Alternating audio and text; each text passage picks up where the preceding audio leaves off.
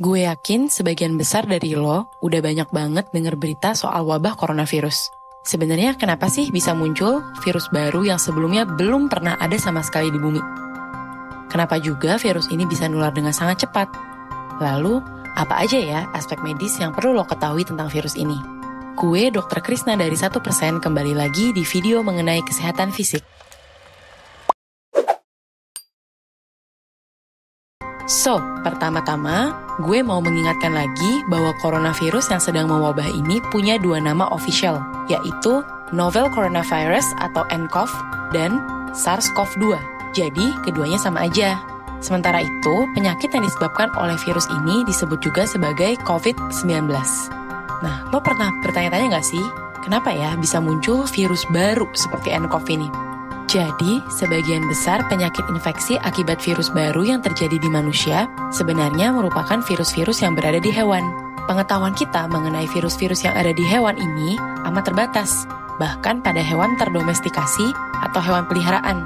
Jadi, apalagi pada hewan liar yang ada di alam bebas. Nah, nCoV ini pun begitu. Sebenarnya, dia ini adalah virus yang kemungkinan udah ada sejak lama, tapi kita sebelumnya nggak tahu aja sama keberadaannya. Berdasarkan penelitian, bukti yang paling kuat menunjukkan bahwa nCoV ini awalnya dari kelelawar. Karena memang kelelawar diketahui sebagai spesies yang mengandung coronavirus dalam variasi paling beragam. So, apa dong yang bikin virus yang tadinya ada di hewan ini bisa menginfeksi manusia?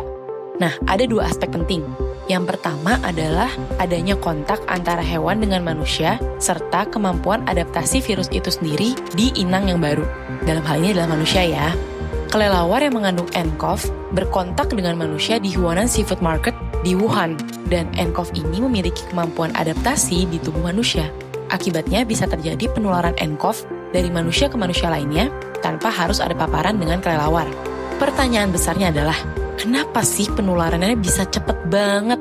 Salah satu hal yang mempengaruhi kecepatan transmisi penyakit infeksi adalah rute atau jalan masuknya virus ke dalam tubuh. nCoV ini kan spesifik, yang diserang adalah organ paru-paru, karena ada komponen sel di paru-paru yang bisa dikenali oleh nCoV. Dan komponen ini dijadikan media untuk dirinya itu memasuki sel tersebut. Nah, jadinya nCoV ini bisa dikeluarkan oleh tubuh orang yang menderitanya melalui lendir pernafasan atau kita kenal juga sebagai droplet, yang tanpa kita sadari itu kita keluarkan saat bernafas biasa sekalipun. Bisa dibayangin nih, ketika kita batuk atau bersin, lendir dari saluran pernapasan itu akan keluar dalam jumlah yang banyak dan kecepatan tinggi. Bahkan sampai kelihatan kan sama orang lain. So, nCoV yang terdapat pada lendir pernapasan orang yang terinfeksi akan dengan mudah terpapar ke orang di sekitarnya. Terus, gimana? nCoV yang ada di lendir tersebut apakah bisa nembus kulit gitu? Untungnya enggak ya. Jadi, orang yang berkontak dengan penderita COVID-19 ini berisiko tinggi ikut terinfeksi kalau droplet pernafasan itu tadi terhirup secara langsung atau mengenai selaput lendir pada rongga mulut, rongga hidung, atau pada mata. Hal ini menjelaskan kenapa nCoV cepat banget penularannya. Makanya, berdasarkan data terakhir di WHO pada tanggal 5 Maret 2020, terdapat total 95.000 kasus dengan 2.200 kasus baru dalam satu hari di seluruh dunia. Total 85 negara sudah melaporkan adanya kasus positif COVID-19 dan terdapat 3.200 kematian akibat COVID-19. 3.000 di antara 3.200 kematian ini adalah kasus di Cina. Artinya, tingkat kematian COVID-19 di antara seluruh penderitanya itu sekitar 3,3%. Angka ini tergolong rendah dibandingkan kematian yang disebabkan oleh pneumonia atau infeksi paru secara umum, ya tidak memandang penyebabnya, yaitu 5-10% kematian akibat pneumonia secara umum pada kasus yang dirawat inap di rumah sakit, atau bahkan 15% kematiannya pada anak-anak, hingga 30% pada pasien dengan kondisi renta akibat usia tua atau karena adanya keberadaan penyakit lain. So, take a breath guys, and realign your perspective. Gue tidak mengatakan bahwa COVID-19 tidak penting atau mengecilkan dampak yang ditimbulkannya terhadap dunia medis ataupun kehidupan secara umum. But it is important to see things from wider, broader perspective so we don't get caught in the details and freaked out about it. Nah, dari sini mungkin timbul juga pertanyaan di kepala lo. apa aja yang bisa meningkatkan risiko kematian akibat COVID-19. Jadi, dari data penelitian, risiko kematian di antara pasien yang positif nCoV ini akan meningkat apabila usia di atas 60 tahun dan memiliki penyakit penyerta berupa penyakit jantung atau penyakit paru-paru yang menahun. Semua virus yang menyerang sistem pernafasan memiliki gejala yang mirip-mirip, gak terkecuali nCoV ini. 98% pasien positif nCoV mengalami demam, 3/4 diantaranya batuk-batuk, dan setengahnya merasakan sesak. Gejala tambahan lain yang dapat muncul adalah rasa lelah, nyeri otot. Apabila lo merasakan demam dan setidaknya satu dari gejala sesak, batuk, atau nyeri tenggorokan, lo wajib berkonsultasi ke dokter. Tentu nggak semua orang dengan gejala ini langsung dicurigai terinfeksi nCoV ya. Karena kecurigaan COVID-19 ini baru ada kalau gejala tadi disertai dengan riwayat berpergian atau berasal dari negara-negara tertentu dalam 14 hari sebelum kemunculan gejala, atau riwayat kontak dengan pasien yang positif nCoV. Nah, daftar negara-negara ini terus berubah sesuai dengan update data kasus positif nCoV. Jadi, nanti dokter yang akan melakukan wawancara dan pemeriksaan medis lebih jauh dan menentukan apakah lo perlu pemeriksaan spesifik untuk mendeteksi nCoV atau enggak. Tentunya, kalau dokter mencurigai gejala terjadi akibat infeksi nCoV, lo akan dirujuk ke rumah sakit yang capable untuk melakukan pemeriksaan serta perawatan penyakit tersebut.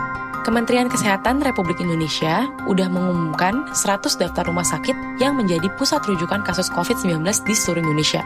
Di Jakarta ada 3, yaitu RSPI Dr. Sulianti Saroso, RS Persahabatan, dan RSPAD Gatot Subroto. Untuk RS di daerah lain, lo bisa lihat daftarnya di link pada bagian description. Oke, sekarang gue masuk ke bagian yang paling penting dan justru paling simpang siur beritanya, yaitu soal pencegahan. Sebelumnya, gue kan udah sempat jelasin nih, gimana nCoV ini bisa menyebar dan kenapa penyebarannya cepat banget. Pengetahuan mengenai cara penyebaran ini menjadi dasar metode pencegahan yang dianjurkan oleh peneliti dan dikampanyekan oleh pemerintah maupun WHO. Kita lihat satu-satu ya, apa aja sih hal yang bisa lo lakukan agar tidak terinfeksi nCoV. Oke, yang pertama adalah membersihkan tangan secara rutin dengan menggunakan sabun dan air atau hand sanitizer berbasis alkohol. Kenapa? Oke, ingat lagi bahwa nCoV berada di dalam lendir atau droplet pernapasan yang akan dikeluarkan oleh seseorang yang positif nCoV ketika ia bicara, batuk, dan bersin. Lendir ini bisa nempel literally dimanapun, seperti meja, pegangan kereta, gagang pintu, apapun itu, dan dia tidak kasat mata. Tentu nCoV ini tidak bisa hidup selamanya di benda-benda tersebut. Dalam beberapa jam, ia akan mati. Tapi, kalau lo menyentuh benda-benda yang ada nCoV-nya saat virus itu masih hidup, berarti di tangan lo udah ada nih virus nCoV. nCoV yang ada di tangan lo ini bisa masuk melalui mata saat lo tanpa sadar kucek-kucek mata, atau melalui hidung saat lo nggak sadar nih gosok-gosok hidung dalam kondisi tangan yang masih belum dicuci. So, mulai sekarang, rajin-rajin cuci tangan ya. Terus ada lagi nih kesimpang siuran yang mempeributkan, mana yang lebih baik, cuci tangan dengan sabun atau dengan hand sanitizer berbasis alkohol. Secara umum, cuci tangan dengan sabun itu lebih baik, karena selain membasmi sebagian besar bakteri dan virus, ia juga dapat membersihkan minyak, logam berat, dan zat-zat pengotor lainnya yang mungkin ada di tangan kita. Cuman, efektivitas sabun versus hand sanitizer dalam membasmi virus itu cuma beda-beda tipis. Dan tambahan dari gue, mencuci tangan ini harus dibiasakan seterusnya, bukan hanya selama outbreak COVID-19, oke? Karena dengan mencuci tangan, lo juga melindungi diri lo dari jutaan penyakit infeksi lainnya. Gak hanya akibat virus, tapi juga akibat bakteri, cacing, dan parasit. Oke, hal kedua yang bisa lo lakukan adalah be mindful. Jangan sampai lo menggosok-gosokkan mata, hidung, dan menyentuh area rongga mulut secara tidak sadar, apalagi sebelum mencuci tangan. Yang ketiga adalah mempraktekkan higienitas saluran nafas atau yang kita kenal juga dengan respiratory hygiene. Apa sih respiratory hygiene ini? Nah, ini berarti ketika lo batuk atau bersin, lo menutup mulut dan hidung lo menggunakan tisu. Atau kalau lo nggak ada tisu nih, lo menutup mulut dan hidung lo dengan bagian lengan atas, bukan dengan telapak tangan.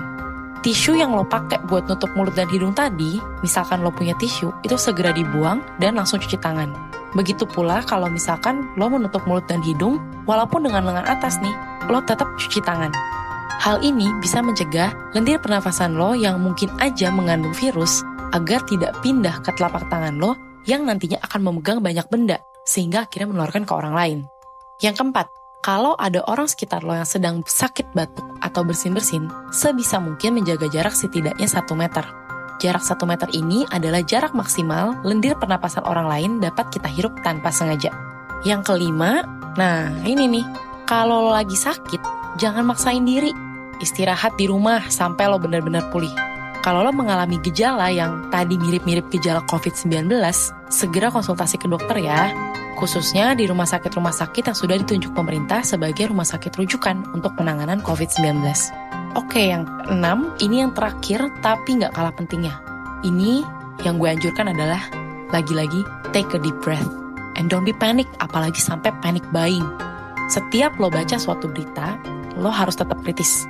Balik lagi ke data, balik lagi ke statistik. Yang sebaiknya data-data ini lo akses dari situs resmi seperti WHO. Sebagian besar virus itu sifatnya self-limiting, yang artinya tubuh kita dengan sistem kekebalan yang kita miliki sebenarnya mampu mengalahkan virus tersebut. Memang ada pengecualian seperti virus HIV dan hepatitis B, tapi itu topik untuk lain kali ya. Golongan coronavirus dan virus yang menyerang sistem pernafasan itu sifatnya self-limiting. Sebagian besar obat-obat antivirus yang sudah ada itu sifatnya hanya membantu mempercepat penyembuhan. Tanpa obat-obat itu, virus akan dikalahkan oleh sistem kekebalan tubuh yang kita miliki. Kalau sistem kekebalan kita optimal.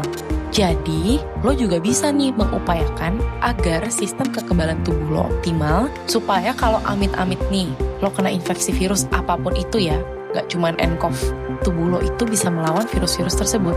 Caranya gimana? Ya, jaga agar makan lo cukup dan bergizi, olahraga teratur, serta istirahat yang cukup. Selanjutnya, terapinlah filosofi santuy yang udah diajarin 1%, bahwa lo bisa ngusahain semua itu, ngusahain kondisi kebersihan personal dan kesehatan lo supaya optimal, sehingga lo gak terinfeksi nCoV.